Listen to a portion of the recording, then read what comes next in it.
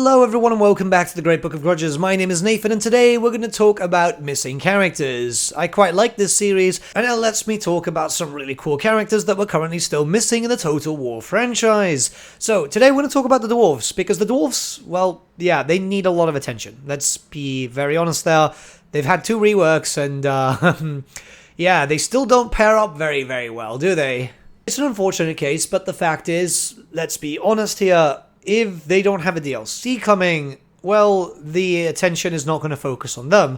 This has been the case twice, where the Dwarfs have gotten reworks, but it's not been a rework that has been substantial enough than when you see a DLC come alongside it. It's actually kind of weird. So with reworks comes naturally DLC when you get a good one, and then you can expect some big characters, and there's a few really cool Dwarf characters that we haven't seen just yet. So let's take the time now and talk about some missing ones. So we're going to start off strong with Malakai Makaisson. This is an absolute badass. He was featured in a lot of different Warhammer stuff, not only just like the Gotrek series, the Gotrek and Felix series, but also like a card game and a Warhammer Fantasy roleplay. He is a Slayer, but he's a Slayer engineer, which makes him really cool. Because as a Slayer, he's got a death wish, as you can expect, and that death wish still stands. Obviously, he wants to die in glorious battle, but while he's waiting for the perfect opportunity, he's actually creating stuff. He was ejected from the Engineers Guild long ago, and he took up the Slayer Oath because of that.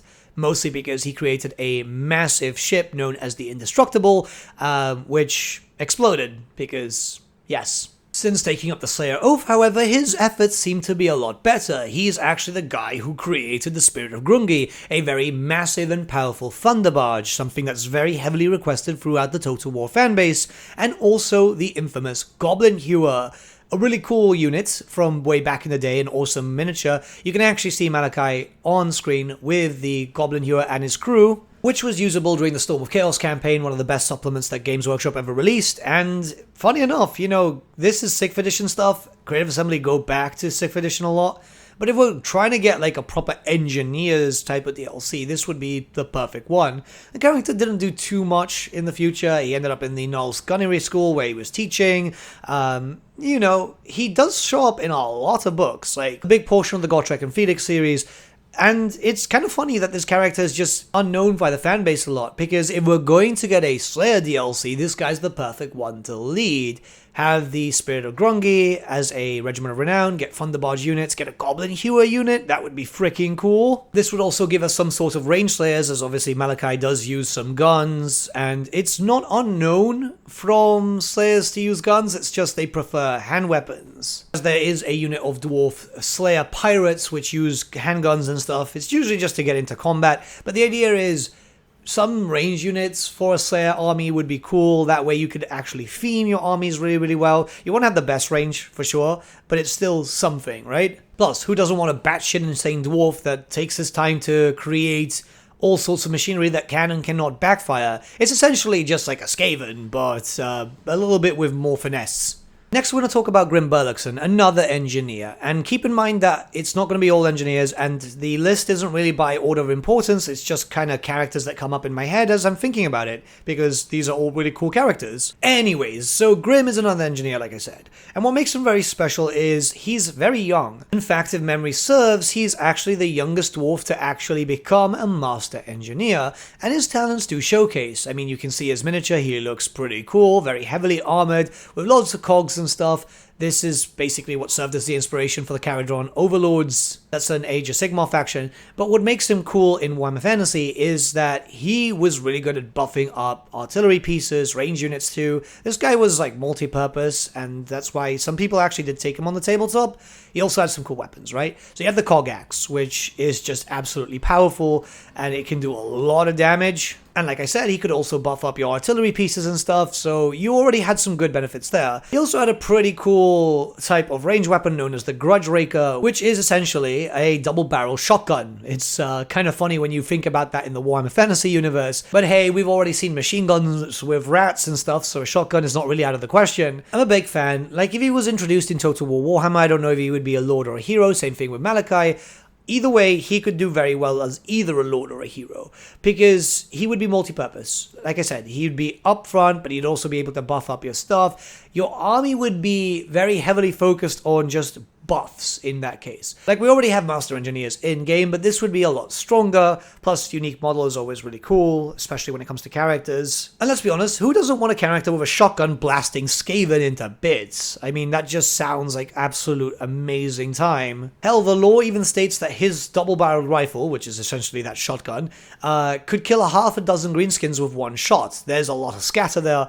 I'd love to see something like this implemented. It would definitely be something different, and this could even be the perfect time if he comes in to introduce, like, for example, the Dwarf Miner Drill, which is, like, essentially just like the warp grinder, but for dwarfs. It's just to bring in new stuff. There's a lot of stuff missing for the dwarfs, in all honesty, and it's about time that they started getting a bit more attention. They didn't get any attention, barring some basic reworks through Warhammer 2, and it's showing. It's really, really showing. Alright, so now we're going to talk about Kazador, right? This is King Kazador Thunderhorn, the leader of Karak Azul. And a really interesting character, because technically he is in Warhammer 3, just not as a playable character. It's just like a speaking role, I think. But you guys know him as Forik Ironbrow's king. Now, what makes this character so interesting is that he is very much a melee-based dwarf, right? So I know that's not very interesting. It's a story more than anything. So he rules over Karak Azul, a kingdom which has held out quite well, considering that it's really constantly dealing with the greenskins, the Skaven, and pretty much any other threat in that area. The dwarfs of Karak Azul are very, very hardy. Now, Kazador himself is a very nihilistic dwarf, mostly because a greenskin who goes by the name of Gorfang Rotgut stole his son away, tortured him, and had him killed. Obviously, having your only son murdered, and, you know, in a very, very grim way, made him absolutely detest orcs and any form of greenskin in that matter. But this is not like your common dwarf who hates greenskins naturally. This is a deep-seated, burning hatred. He obviously wants revenge on Gorfang, and he is actually promised pretty much as much money as he owns, and as a dwarf king he owns a lot, to any adventurer who can manage to slay him. Mind you, he's still very active himself, trying to actively slay him, but he's just trying to get as many people as possible to go and kill Gorfang. But at this point, any means is the best means, right? If he can have a whole throng of dwarfs after him, that's going to get him the vengeance that he so rightly wants. Now, the reason why I want to talk about this character really is because it's kind of weird that we never had a Orc versus Dwarf DLC. Yes, we did have Goblin versus Dwarf, which was the King of the Warlord, Belagar versus Skarsnik, but you'd think Orc versus Dwarf would be something that would have been lined up too, considering all the story. And it was just kind of strange, obviously, because, you know, Grimgor had originally taken over Blackcrag, which is actually not canon, but it's just what happened in the game. Grimgor's now been moved, and it kind of gives me hope that we might be able to see something like that. It'd be kind of cool if we had DLC that was focused around mainly Game 1 races, or Game 1 and Game 2 in Game 3, so it's not just all Game 3 versus something. Clearly, this has to happen down the line, where, you know, at the point of Game 3 races are receiving a lot of attention, so now maybe focus on the ones that are really getting ignored. And with Warhammer the Old World getting closer, with new units potentially coming with that, Orcs versus Dwarf is a classic matchup. More classic matchup DLCs would be absolutely fantastic. We've seen a lot more classic matchups in Warhammer 2, and it just kind of shows that there's a lot of potential there because the fan base receives it very well. Next, we're going to talk about Long Drong. So this is a really, really cool character from way back in the day. He was in the Dogs of War army book. He was featured in a little bit of media everywhere, but he's a Slayer pirate. And we've talked about Slayer pirates very briefly, so let's get into a bit more detail, right? He isn't your typical Slayer. He uses a lot of range weapons, you know, pistols and stuff like that. Anything that you can imagine pirates using, this is what this dude uses, and his retinue of Slayer pirates. Originally part of Barak Var, he went off on an expedition which unfortunately was caught up by a storm and everything was destroyed. The crew were mostly killed, but there were some survivors. But with everything kind of failed in their mission, he took up the Slayer Oath, and so did a lot of his other dwarfs that were with him. A tad extreme, in my opinion, considering that, well, you know, you can't really control the weather, but yeah, dwarves are very quick to just say, yeah, I'm going to take the Slayer's Oath. So they started putting themselves out for hire, as being a mercenary is a very quick way to find a quick death. However, Long Drong and his pirates just prove themselves to be that good. No matter where they're sent, be it Lustria, Albion, Araby, anywhere else, they just keep coming back victorious. They get loads of money and hey, they're making a good life for themselves despite being slayers and still actively looking for their own death. Clearly having a massive amount of pistols does help, and your steam-powered ship, which has a lot of cannons on it, they've been able to take down Leviathans without too much of an issue. He's just a very cool character, which would bring in, Slayer pirate units. This would be an unbreakable unit of pistoliers. Think about the Free Company just unbreakable and being able to do a lot more damage, because obviously, Slayers are better than Free Company in melee. It would be kind of interesting. I'd love to see him as a legendary hero, not as a legendary lord. With any dwarf being able to hire him, and hell, if we get a proper, Dogs of War mechanic, then he could probably be hired by, say, Imperials, Cathayans, Order factions that would have access to him and also be able to hire a few of these special Slayer pirate units. I don't know. Either way, it would just be cool to see Slayer Pirates with the Dwarfs as a natural unit, and having more legendary heroes would be kind of cool in general, as it's something that we've already had. We've had some good legendary heroes. I feel like we're lacking a lot since the system is so good. We just have to wait and see, but hopefully someone from Creative Assembly is listening and has similar ideas. And lastly, we have Joseph Bugman, because we can't do a Dwarf video without talking about Bugman. So, what makes this character so special? He was pretty much living his best life. He had a brewery in the lands of the Empire, essentially, and was living there with the rest of his clan. They were just basically making beer. Yeah, I know. Simple, wholesome type of fun.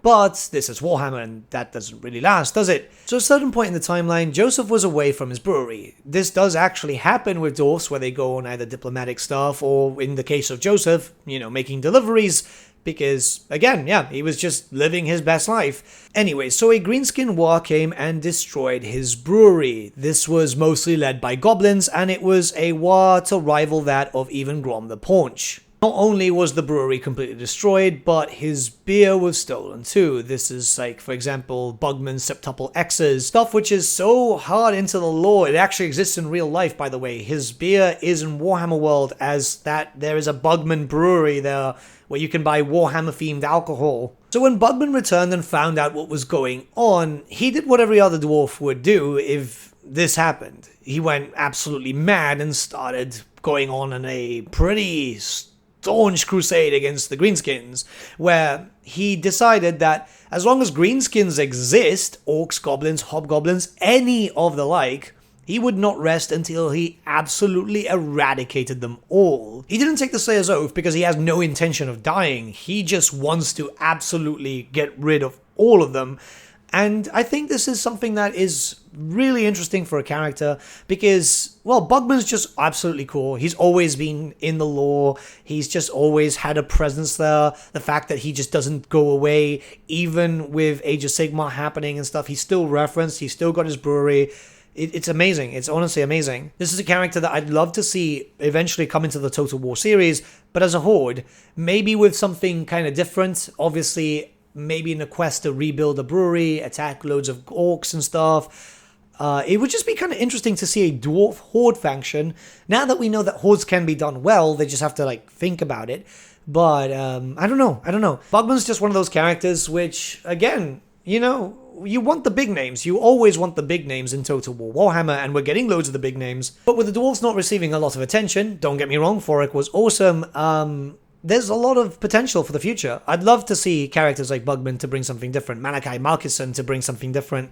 I would love if dwarf factions would just get a little bit of an update in general. Let's be honest, Belagar's not in a good place right now, but we'll save that for a State of the Faction video. But with all that being said, what do you think about these characters? Let me know your thoughts, and hell, if you have any ideas of other characters which I might have missed for the dwarves that might be really, really cool in the Total War series, let me know your thoughts there in the comments below, and let's start a bit of a discussion. I like talking about dwarves.